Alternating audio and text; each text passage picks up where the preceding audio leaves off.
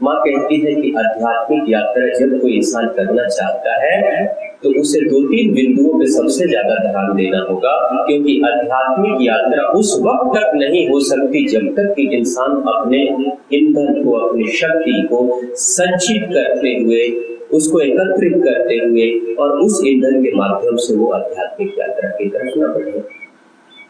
तो माँ ने जो इशारा किया है वो हमारे सभी सप्त ऋषियों ने भी इशारा किया है, सभी महापुरुषों ने भी इशारा किया है। वो कहते हैं कि आध्यात्मिक यात्रा में इंसान को कभी न कभी किसी न किसी मोड़ पे जरूर ब्रह्मचर्य का पालन करना पड़ता है। बिना ब्रह्मचर्य के पालन आध्यात्मिक यात्रा की उन्नति संभव नहीं है। एक बार की बात है कि स्वामी रामकृष्ण परमहंस से उनके भक्त पूछते हैं कि आध्यात्मिक यात्रा के लिए गृहस्थ की यात्रा अच्छी है या संन्यास्त की यात्रा अच्छी है? कौन सी दिशा सर्वश्रेष्ठ है? गृहस्थ अच्छा है या संन्यास अच्छा है? स्वामी रामकृष्ण परमहंस कहते हैं गृहस्थ भी अच्छा है, संन्यास्त भी अच्छा है, लेकिन दोनों में रहते हुए ऊर्जा और वो उन्नति जिससे उस ईंधन की प्राप्ति होती है, जिससे आध्यात्मिक उन्नति होती है, वो उस ऊर्जा को संचित करना सबसे ज्यादा जरूरी है। यानी रामकृष्ण परमहंस क्या कहते हैं? ब्रह्मचर्य का पालन करना ही पड़ेगा। एक भक्त ने पूछा कि हे गुरुवर, सभी महाग्रंथों में सभी साधु संत सन्यासी कहते हैं कि गृहस्थ का जो जीवन है बड़ा कठिन है, लेकिन उत्कृष्ट भी है। कठिन भी है और उत्कृष्ट भी है, तो आखिर उसके पीछे मर्म क्या है, कठिनाई क्या है और उत्कृष्टता क्या है उसमें?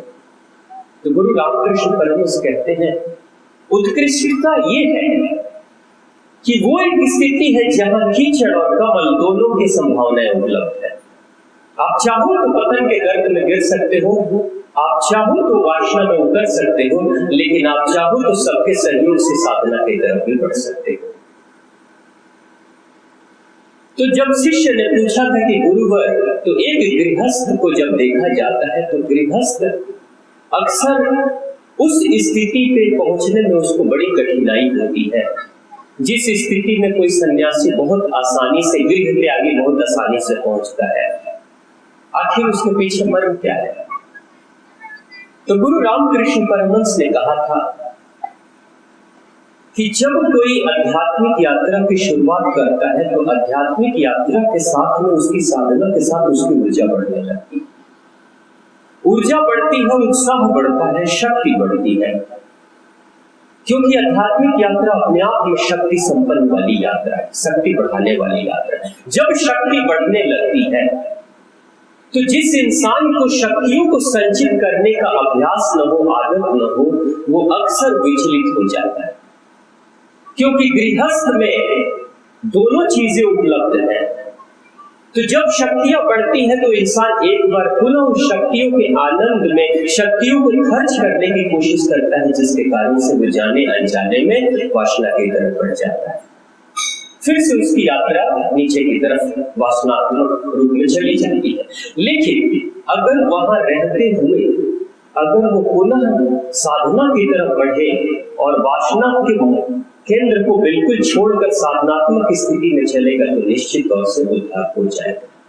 तो रामकृष्ण परमहंस अपने जीवन के दृश्य के रूप में, एक उदाहरण के रूप में दिखाते हैं, जबकि वो खुद एक गृहस्थ है, शादीशुदा है, पत्नी भी साथ में है, लेकिन वो क्या कहते हैं कि मैं गृहस्थ होकर भी संन्यास्त का जीवन में जीता हूं, तब जब अपनी अर्धांगिनी को मैं मातृ रूप में देखना शुरू कर देता हूं। जब मेरी अर्धांगिनी यानी मां शारदा को वो मां के रूप में ही देखा करते कि तुम मेरी मां हो।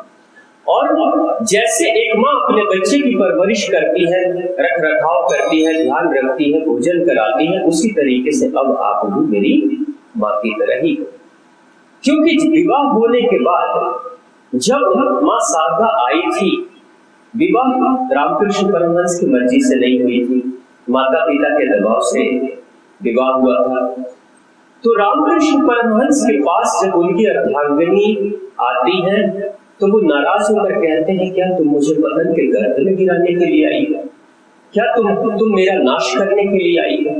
तो मां शारदा कहती है, नहीं, बिल्कुल नहीं, मैं आपको पतन के गर्त में क्यों गिराऊंगी? आप मेरे भगवान हो, आप मेरे आराध्य हो, आप मेरे पति परमेश्वर हो, मैं पतन के गर्त में कैसे गिराऊंगी? मैं तो चाहती हूँ कि आप आध्यात्मिक यात्रा और बेहतर आपकी हो जाए और मैं उसमें सहयोगी बन जाऊं। मैं अर्धांगिनी हूं, इसलिए मैं सहयोगी बनना चाहती हूँ। तो जब उन्होंने कहा मैं सहयोगी बनना चाहती हूँ, तो रामकृष्ण परमहंस कहते हैं, तो ठीक है, अगर आप सहयोगी बनना चाहती हो तो आपको मेरे पास एक माँ की तरह रहना पड़ेगा। जैसे मैया दक्षिणेश्वर वाली मैया मेरी माँ है, उसी तरीके से आपको भी एक माँ की तरह बन के रहना पड़ेगा। वो सहस्त्र स्वीकार कर लेती है और आजीवन माँ शारदा एक माँ जैसी भी रहती है। वो यही कहते हैं कि जब आप गृहस्थ में रहकर भी आप अध्यात्म की तरफ की यात्रा बढ़ाओगे तो शक्तियां जब बढ़ेगी तो शक्तियां कहीं खर्च ना हो जाए।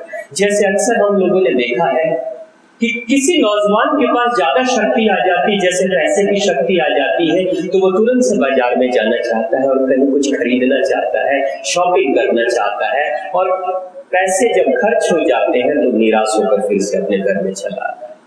यानी शक्तियां जब आती हैं ज्यादा तो वो शक्तियां अक्सर इंसान संभाल नहीं पाता है। किसी नौजवान के पास शक्ति जब ज्यादा आती है, जब ऊर्जा से वो भर जाता है, ऊर्जा से लबरेज हो जाता है, उस समय अगर उसके हाथ में कोई मोटरसाइकिल मिल जाए तो वो गाड़ी सामान्य स्पीड से नहीं चलाता है, वो बहुत तेजी में गाड़ी चलाता है और दूसरों के साथ और अपने साथ भी एक्सीडेंट करा देता है। यानी जब ऊर्जा बहुत बड़ी होती है तो अक्सर ऊर्जा को संभालना बड़ा कठिन हो जाता है। तो आध्यात्मिक यात्रा में भी जब इंसान अध्यात्म की दिशा में बढ़ता है तो ऊर्जा को संभालना बड़ा कठिन हो जाता है, अगर पहले से अभ्यस्त न हो तो, अभ्यास न हो तो। लेकिन ऊर्जा के खर्च होने के बहुत सारे केंद्र बने हुए हैं समाज में। वो सारी स्थिति जिसके कारण से आपके अंदर वासनात्मक चिंतन जगता हो, उससे अपने आप को दूर रखने की जरूरत है। वरना आध्यात्मिक चेतना के बावजूद भी आध्यात्मिक उन्नति नहीं हो पाएगी, क्योंकि हमेशा ऊर्जा का व्यय होते रहेगा। वो सभी लोग, वो सभी बातें, वो सभी चलचित्र, वो सभी संवाद आपको रोकना पड़ेगा जो आपको साधनात्मक गति से दूर करता है, विमुख करता है और वासना की तरफ लेकर जाता है। अब चाहे समाज में जितने भी सोशल मीडिया के माध्यम से, चाहे व्हाट्सएप हो, चाहे फेसबुक हो, चाहे कुछ भी हो, अगर कहीं से भी आपके पास नकारात्मक विचार आ रहे हो, चाहे वो चित्र के माध्यम से, चाहे संवाद के माध्यम से, चाहे किसी के वार्तालाप के माध्यम से, तो उन सभी पे रोक लगाना पड़ेगा। स्वामी विवेकानंद जब अपनी साधनात्मक स्थिति की तरफ बढ़ रहे थे, जब ब्रह्मचर्य का पालन कर रहे थे, तो कलकत्ता में जब अपने इंग्लिश मीडियम स्कूल से पढ़कर वो घर की तरफ जाया करते थे, तो उनके मित्रों ने कहा था कि कई बार विवेकानंद को, नरेंद्र को हम लोगों ने देखा कि जिस सामान्य रास्ते से हम चला करते थे उससे बहुत दूर के रास्ते से नरेंद्र जाया करता था। यानी सामान्य रास्ते से अगर जब गुजरना है और बीच सड़क में कहीं बाजार मिले और बाजार में कोई फिल्म हॉल मिले और फिल्म हॉल का कोई हीरो और हीरोइन का पोस्टर भी अगर लगा हो, वो भी कहीं विवेकानंद देख न ले और मन में कोई बुरे विचार जागृत न हो जाए, उसके लिए विवेकानंद रास्ता बदल कर, नरेंद्र रास्ता बदल कर जाया करते थे और बहुत देर के बाद अपने घर पे पहुंचा करते थे। यानी जब हम अध्यात्म की तरफ बढ़ेंगे, जब हम ब्रह्मचर्य की तरफ बढ़ेंगे, तो वो यात्रा हमारी निजी है, संसार की यात्रा नहीं है। संसार तो वैसे ही चलते रहेगा, वैसे ही विकार चलते रहेगा, लेकिन हमें उस यात्रा की तरफ बढ़ना है तो हमें पता है अपने इंद्रिय जगत को क्या खुराक देना है, कब देना है, कब रोकना है, और जिस दिशा में नहीं चलना है उस दिशा के सड़कों की न चर्चा करनी है, न उस पर चिंतन करना है, न उसकी बातचीत करनी है। तब जाकर वो आध्यात्मिक उन्नति हो पाती है, क्योंकि आध्यात्मिक उन्नति का मूल मंत्र सिर्फ और सिर्फ ब्रह्मचर्य के द्वारा ही संभव हो पाता है ईंधन के रूप में। महात्मा बुद्ध ज्ञान की प्राप्ति के बाद जब अपने घर पे गए थे, अपने महल में गए थे, तो पत्नी से जब मुलाकात हुई थी, उनकी पत्नी से भेंट हुई थी, तो पत्नी ने एक सवाल पूछा था, क्या जिसको आपने पाया है वो इस महल में उपलब्ध नहीं है? वो कहते हैं बिल्कुल, वो इस महल में भी उपलब्ध है जो मैंने पाया है। क्या वो सिर्फ जंगलों में उपलब्ध है? तो नहीं, वो जंगलों में उपलब्ध नहीं है, वो सभी जगह उपलब्ध है। वो परम सत्ता प्रत्येक जगह उपलब्ध है। तो महात्मा बुद्ध की पत्नी कहती है, फिर महल को छोड़कर क्यों गए थे? छोड़कर जाने की क्या जरूरत थी? तो भगवान बुद्ध ने कहा था, जब तक महल में रहा, जब तक इंद्रिय लोक में रहा, जब तक सुख शांति में रहा, जब तक उसके भोग में रहा, तब तक पता ही नहीं चला कि वो यहाँ भी उपलब्ध है। और जिस दिन उसे छोड़ा, एकांत में रहा, वन प्रदेश में रहा, उस दिन उससे परिचय हुआ। जब उससे परिचय हुआ तो पता चला वो सर्वव्यापी है, वो सभी जगह है। लेकिन इस इंद्रिय लोक और उसकी तृप्ति के साथ रहते हुए आवरण ऐसा चढ़ा था माया का जाल कि मुझे पता ही नहीं चल पाया कि वो यहाँ भी है। और जब तक वो अंडे रूपी खोल जब तक टूटेगा नहीं, तब तक चुजा बाहर निकलेगा नहीं। इसलिए उस एकांत में मैं गया था और आज परिचय हो गया। तो मुझे परहेज न आपसे है, न प्रजा से है, न माता पिता से, न महल से है, न झोपड़ी से, क्योंकि पता चल चुका है कि वो सभी जगह उपलब्ध है। लेकिन एक न एक बार तो माया का खोल तोड़ना ही पड़ेगा, माया का जाल कभी न कभी तो तोड़ना पड़ेगा। तब जाकर जब उस सत्ता को हम प्राप्त कर लेंगे, तो उसके बाद अगर हम संसार में आकर रहेंगे तो भी कोई फर्क नहीं पड़ने वाला। हालत बिल्कुल वैसे ही है एक संन्यास्त की, कि जैसे दूध है, दूध तो शुद्ध है, लेकिन बहुत आसानी से दूध के साथ पानी मिलाकर उसको अशुद्ध किया जा सकता है। बहुत आसान है, दूध को दूषित करना बहुत आसान है। अगर थोड़ा भी पानी मिलाएंगे तो हम यही कहेंगे कि दूध अशुद्ध है। लेकिन अगर दूध अपने आप की तैयारी करता है और दही बनाता है, दूध अगर अपने आप को रूपांतरित करके दही बनाता है और दही के मथने के बाद अगर वो मक्खन बना देता है, यानी दूध से जब मक्खन निकल आता है, तो उस मक्खन में चाहे कितना भी पानी डाले, मक्खन अलग और पानी अलग ही रहता है। यानी बुद्धत्व की स्थिति वो है, रामकृष्ण परमहंस की स्थिति वो है, सप्त ऋषियों की स्थिति वो है, जो अपने आप को संसार रूपी दूध में इतना मथाई करते हैं एकांत में कि मक्खन बना डालते हैं, और मक्खन बनाने के बाद संसार में मिलते भी हैं तब भी अलग ही अलग रहते हैं। उस स्थिति में आना पड़ेगा, उस स्थिति के लिए समय निकालना पड़ेगा। सुकरात से एक बार एक इंसान जाकर पूछता है, शादी हुई थी अभी नहीं थी, जाकर पूछता है कि हे गुरुवर, काम वासना में मैं कब उतर सकता हूं? तो सुकरात कहते हैं, जब जीवन में संतान उत्पत्ति की ख्वाहिश हो तो आप उस वासना में उतर सकते हैं। वो कहते हैं ठीक है, लेकिन उसके अलावा इंद्रिय आनंद की भी तो बात है, उसके बारे में क्या था? तो वो कहते हैं कि जीवन में एक या दो बार जब आपको सुख चाहिए तो आप उस दिशा में बढ़ सकते हो। वो कहता है नहीं, एक दो बार से तो कुछ होने वाला नहीं है, कुछ और बताओ आप। तो वो कहते हैं कि ठीक है, जीवन में दो तीन बार तो नहीं, इससे भी नहीं मन भरेगा, तो वर्ष में एक बार आप वो संबंध स्थापित कर सकते हो। इंसान कहता है नहीं गुरुवर ये बड़ा कठिन है, तो कहते हैं ठीक है 6 महीने में एक बार। फिर वो कहता है ये भी बड़ा कठिन है, तो वो कहते हैं 1 महीने में एक बार। वो कहता है ये भी बड़ा कठिन है, तो कहते हैं सुनो, अपने ही कद के साइज के अनुसार से, आकार के अनुसार से एक कब्र खोद लेना, उसके बाद जितनी मर्जी उतरना हो उस वासना में उतरते रहना। कब्र की तैयारी कर लेना अपनी, उसके बाद जितनी बार आपको वासना में उतरना है उतरते रहना। फिर तो जिंदगी आपकी है और फैसले भी आपके हैं, मर्जी भी आपकी। वो क्या कहते हैं, आज विज्ञान क्या कह रहा है, विज्ञान के बहुत लोगों को मैं देख रहा हूँ, कई ऐसे डॉक्टर भी हैं इस बात को कह देते हैं कि कोई बात नहीं, जो ऊर्जा व्यय होती है वो फिर से ऊर्जा बन जाती है। जो काम वासना में जो ऊर्जा व्यय होती है वो ऊर्जा पुनः बन जाती है, इसलिए चिंता क्या करना। अगर हम रक्त दान कर रहे हैं तो कुछ दिनों में वो रक्त पुनः बन जाता है, तो फिर उसके लिए चिंता क्या करना है। लेकिन कहने वाले ये नहीं सोचते हैं कि 1 लीटर घी और 1 लीटर दूध में कितना फर्क होता है। 1 लीटर घी कभी 1 लीटर दूध से तो नहीं निकलता है। तो जो ऊर्जा काम वासना में व्यय हो जाती है वो उस घी की तरह है, वो प्राण की ऊर्जा है, वो लीवर की शक्ति है, वो किडनी की शक्ति है, वो गॉल ब्लैडर की शक्ति है, वो मस्तिष्क की शक्ति है, वो सारे सेल्स की शक्ति है, वो पूरे शरीर के अस्तित्व की शक्ति है।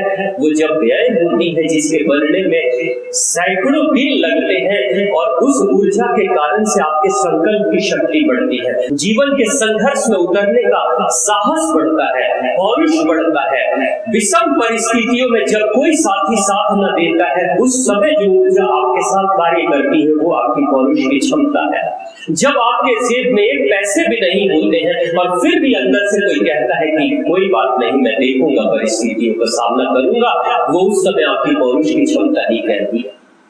राणा प्रताप घास की रोटी खा रहे हैं लेकिन फिर भी लड़ रहे हैं तो लोगों ने कहा कि घास की रोटी में कितनी शक्ति होगी जो राणा प्रताप एक बहुत बड़े आताताई उस बादशाह से लड़ रहा है। लेकिन लोगों ने ये नहीं देखा कि राणा प्रताप ने जो अपनी पौरुष की क्षमता संचित कर रखी थी, नतीजा ये हुआ कि लोग लड़ते रह गए, 56 भोग के पकवान खाकर लड़ रहे हैं लेकिन राणा प्रताप को कोई पराजित नहीं कर पा रहा है। वो भोजन नहीं, वो पौरुष की ऊर्जा थी जिसको रोक कर रखा था। वही शक्ति है जो विषम से विषम परिस्थिति में भी आपके साथ खड़ी हो जाती है। और वो शक्ति जिस दिन, वो शक्ति जो इंसान व्यय कर देता है वो अपने सांसारिक जीवन में, आध्यात्मिक जीवन में, सामाजिक जीवन में हमेशा विफल होने लगता है। अभिमन्यु के बारे में भी कहा जाता है कि अभिमन्यु बड़ा साहसी था, लेकिन अफसोस की बात है कि अभिमन्यु जिस दिन चक्रव्यूह में प्रवेश करता है उससे पहले वो वासना में उतरकर तब जाकर प्रवेश करता है। नतीजा ये होता है कि उस चक्रव्यूह में जाकर मर जाता है। अर्जुन जैसा महाप्रतापी जिसे धरती पे कोई पराजित करने वाला नहीं था, लेकिन भगवान श्री कृष्ण के देह त्याग करने के बाद जब वो द्वारकापुरी से लौट कर आ रहे थे, अपने साथ रानियों को लेकर आ रहे थे, राजपाट के लोगों को लेकर आ रहे थे, तो रास्ते में साधारण से भीड़ लूट लिए थे अर्जुन को, और अर्जुन कुछ नहीं कर पाए थे क्योंकि साधनात्मक जिंदगी चल रही थी अर्जुन की उस वक्त जब महाभारत का युद्ध हुआ था। लेकिन जब राजपाट मिल जाता है तो वासना में डूबते चले जाते हैं और अंत में वो सारी ऊर्जा खत्म हो जाती है, पौरुष क्षमता खत्म हो जाती है और साधारण भी लोग पराजित कर देते हैं।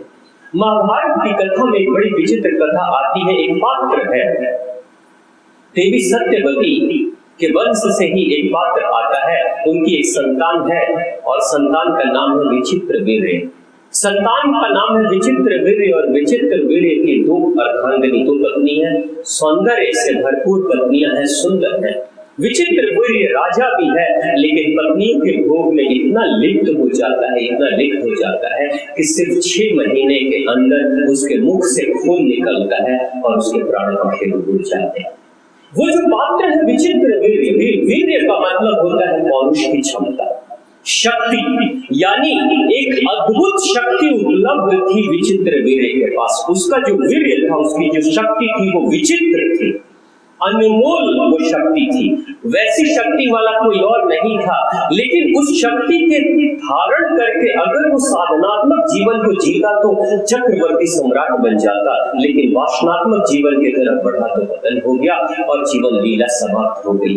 आप नहीं जीते हैं, आपकी वो पौरुष की क्षमता है जो आपकी प्राण की ऊर्जा को बढ़ाती है, आपके kidney, liver, gall bladder, heart और ब्रेन की शक्ति को बढ़ाती है, कल्पनाशीलता को बढ़ाती है, ज्ञान की प्राप्ति के लिए प्रेरित आपको करती है, विषम परिस्थितियों में भी साहस वो शक्ति आपको देती है। इसलिए हमारे गुरुओं ने, हमारी भारतीय सनातन परंपरा में सर्वप्रथम एक बच्चे को ब्रह्मचर्य में डाला जाता था और ब्रह्मचर्य में 2-3 कार्य किए जाते थे। वो सबसे महत्वपूर्ण है। अगर पुनः अपने देश को एक बेहतर देश बनाना चाहते हैं तो वर्तमान नागरिकों को उस दिशा में बढ़ना ही पड़ेगा, नहीं तो धन दौलत चाहे कितना भी हो कोई फर्क नहीं पड़ता है अगर वो शक्ति से हम वंचित हो जाते हैं। तो हमारे गुरु सनातन परंपरा में अपने ब्रह्मचर्य के पालन में, ब्रह्मचर्य आश्रम में सर्वप्रथम बच्चों का मुंडन कर दिया करते थे। मुंडन कर किया करते थे, जनेऊ संस्कार किया करते थे, बच्चों को खड़ाऊ पहनाया करते थे। बच्चे चमड़े की चप्पल या जूते तो नहीं पहनते थे उस समय, लेकिन खड़ाऊ पहना करते थे।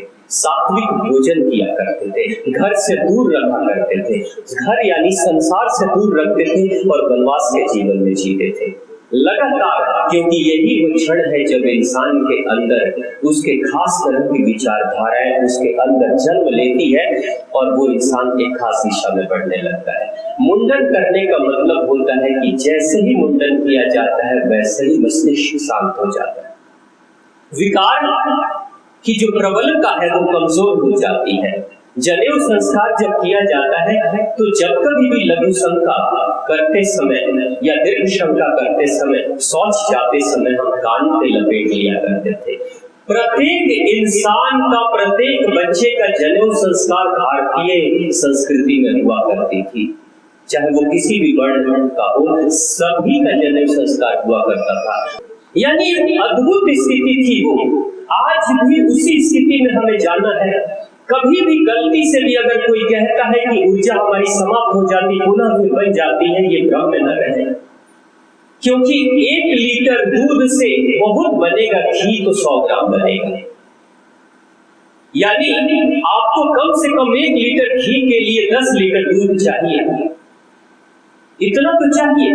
तो वो जो पौरुष की क्षमता है वो आपकी बहुत सारी ऊर्जा बहुत लंबे समय तक संचित होती है, तब जाकर वो शक्ति प्राप्त होती है। तो उस शक्ति को ऐसे ही फिजूल में न बहाने, क्योंकि उससे सिर्फ स्वयं का पतन नहीं होता, परिवार का पतन होता, समाज का पतन होता है और राष्ट्र का पतन हो जाता है। आज के समय में जिस तरीके से नकारात्मक शक्तियों को बहुत तेजी से बढ़ाया जा रहा है, नकारात्मक चीजों को फैलाया जा रहा है समाज में, वो देश को खोखला करने के लिए, क्योंकि देश की जनता ही तो देश की शक्ति होती है।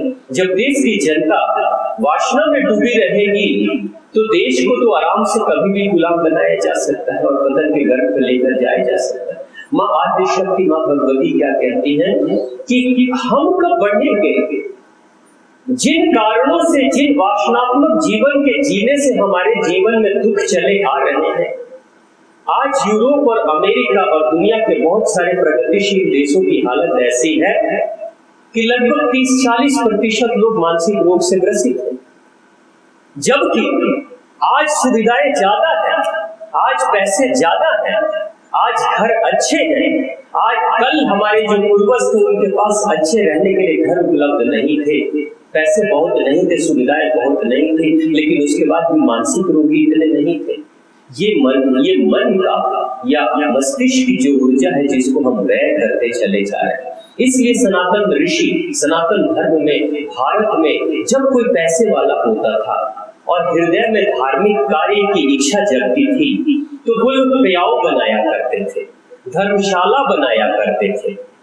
लेकिन जब यूरोप के देशों में या अमेरिका के देशों में जब कोई धनवान अगर होता है तो वो वहां पे होटल बनाता है, वहां धर्मशाला नहीं बनाता। धर्मशाला का मतलब क्या?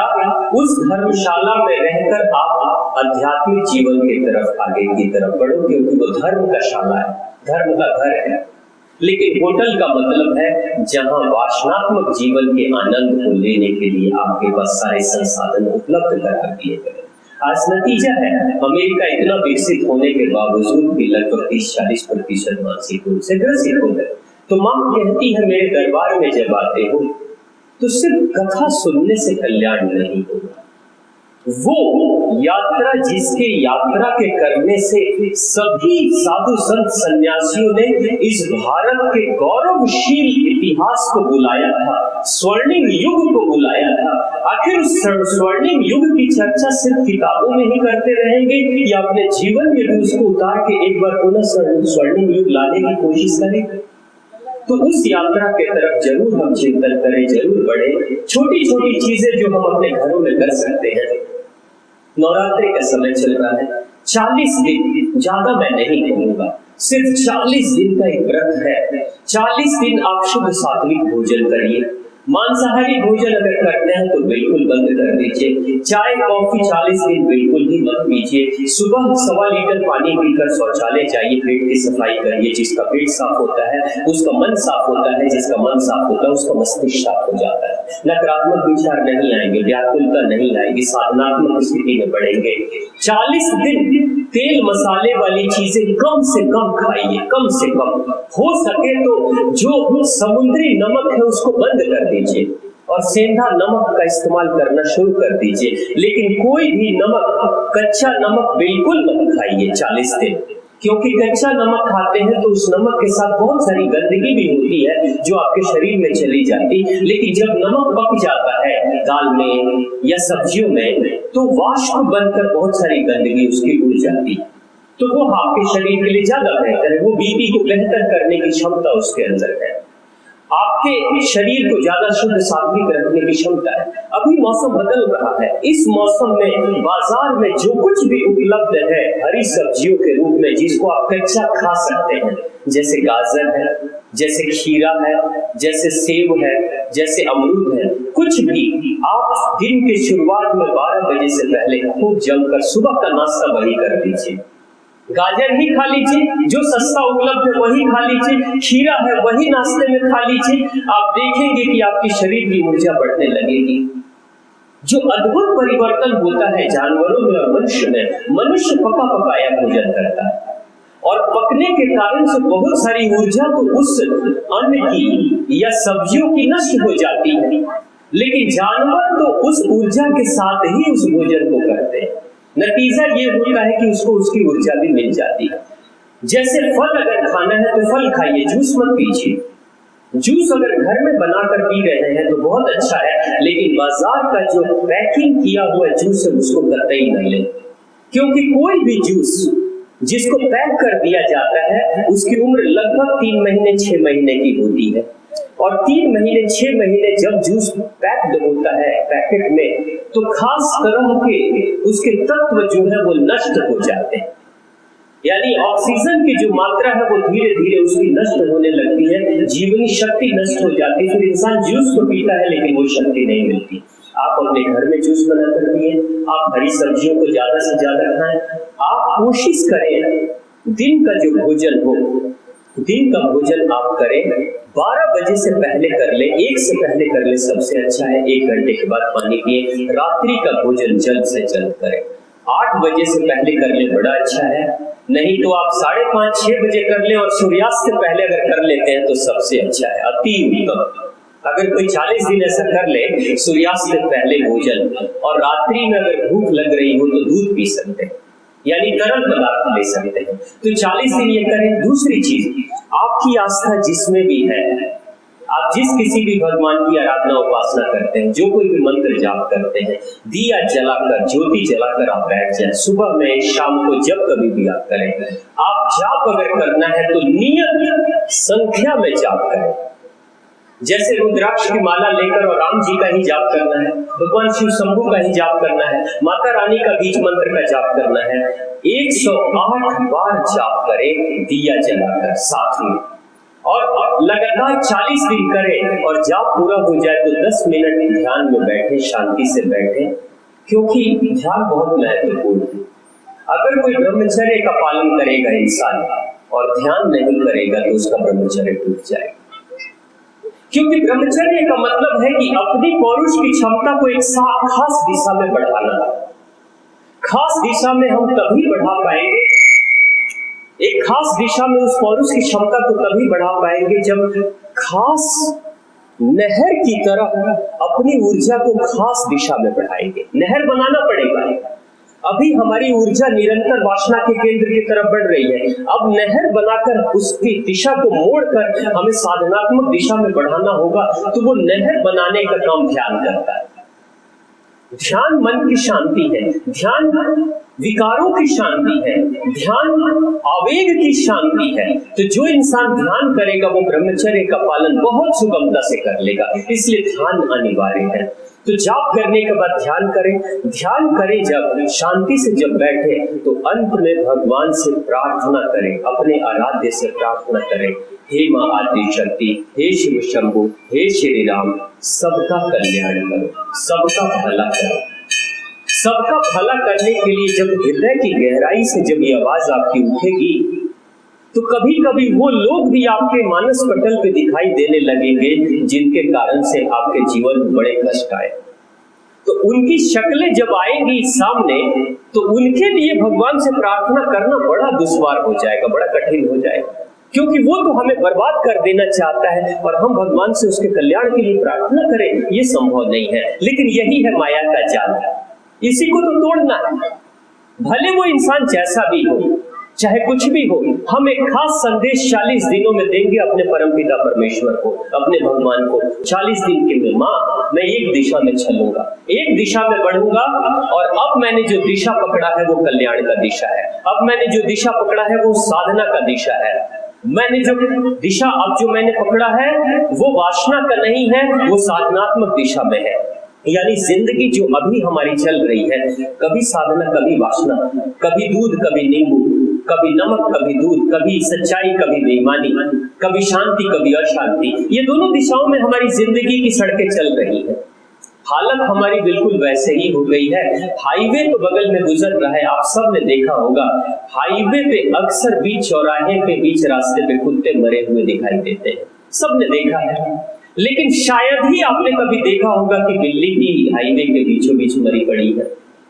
मैंने तो आज तक नहीं देखा कि बिल्ली भी मरी है, जबकि बिल्ली भी हाईवे पार करती है और कुत्ते भी हाईवे पार करते हैं। बिल्ली में फर्क ये है कि बिल्ली जब हाईवे पार करना सोचती है तो सड़क पे आने से पहले निर्णय कर लेती है कि मुझे आगे बढ़ना है कि पीछे जाना है। निर्णय उसका वहीं पे हो जाता है। जब एक बार निर्णय करती कि मुझे आगे बढ़ना है, तो बिल्ली तेज रफ्तार से दौड़ना शुरू करती है और दौड़ते चली जाती है उस वक्त तक जब तक कि सड़क पार न कर जाए। लेकिन कुत्ता बीच सड़क पे आकर और निर्णय करता है कि अब आगे जाना है कि पीछे जाना है, तब तक तेज रफ्तार की कोई गाड़ी आती है और कुचलते हुए चली जाती, मर जाता है।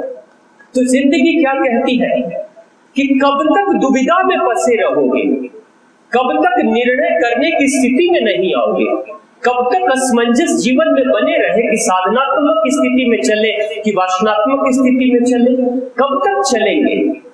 तो बेहतर होगा एक दिशा को पकड़े।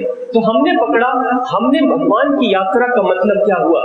पहले जब तक हमारे अंदर देवत्व नहीं जगेगा तब तक ईश्वरीय सत्ता की प्राप्ति नहीं होगी। लेकिन देवत्व के गुण है, देवता तब आएंगे जो वो गुण हम धारण करेंगे। वो गुण वो है, शुद्धता का गुण है, कल्याण का गुण है, सहयोग का गुण है, धर्म का गुण है, साधना का गुण है, प्रेम का गुण है, करुणा का गुण है, सबको स्वीकार करने का गुण है। तो जब ये जगाएंगे, 40 दिन अगर हमने प्रार्थना कर लिया, तो आप देखेंगे आपके जीवन में ऐसे ऐसे कार्य होंगे जो रुके हुए हैं वो होने लगेंगे। ये धर्म का जो राह है, अध्यात्म का राह है, वो निडर बनाने का राह है, निर्भीक बनाने का राह है। क्यों? क्योंकि ये यात्रा ही अद्भुत यात्रा है। इस यात्रा में जो अपनी क्षमताओं को बढ़ाते चला जाएगा, वो विषम से विषम परिस्थिति में भी बहुत शांति से रह सकता है, फिर उसको डर नहीं लगेगा।